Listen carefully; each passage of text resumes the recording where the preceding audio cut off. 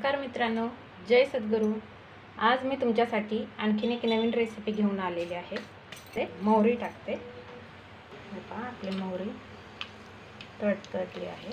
आता जिरं, कढीपत्ता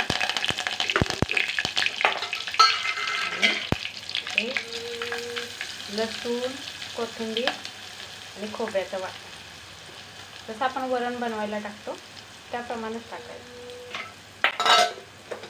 आणि याच्यामध्ये त्या हिरव्या मिरच्या मी कट करून घेतल्या। थोडंसं मी जिरा धना पावडर आणि हळद टाकते।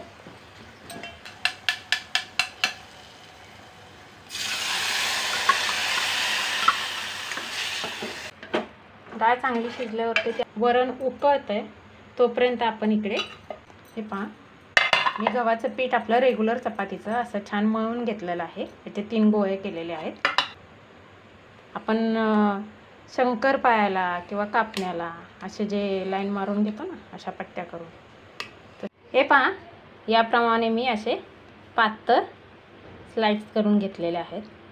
हे पहा मित्रांनो, आपली डाळ आता छान अशी उकळलेली आहे। तर आपण जे हे गव्हाच्या पिठाचे चपातीसारखे लाटून स्लाइड्स केलेले आहेत, हे तोडून याच्यात असे छोटे छोटे त्याचे असे तुकडे करायचे, हातानेच करायचे आणि या उकळत्या डाळीमध्ये सोडून द्यायचे। हे पहा मित्रांनो, हे मस्त असं शिजलेलं आहे, तुम्ही पाहू शकता। मस्त अशी कोथिंबीर टाकूया। रेसिपी खाण्यासाठी तयार आहे। आता मी हे काढून घेते। हे पहा मित्रांनो, आपल्या मस्त अशा गरमागरम चकोल्या रेडी झालेल्या आहेत। तर या आपण अशा चमच्यानी मस्त अशा खायच्या आहेत आणि खाऊन टेस्ट करून सांगा या कशा झालेल्या आहेत। खरं तर या खूप अप्रतिम झालेल्या आहेत, पण मी आशा करते या तुम्हाला पण आवडतील। तर तुम्ही एकदा ही अशी रेसिपी करून बघा आणि आवडल्यास माझ्या चॅनलला लाईक आणि सबस्क्राईब करायला विसरू नका। धन्यवाद मित्रांनो।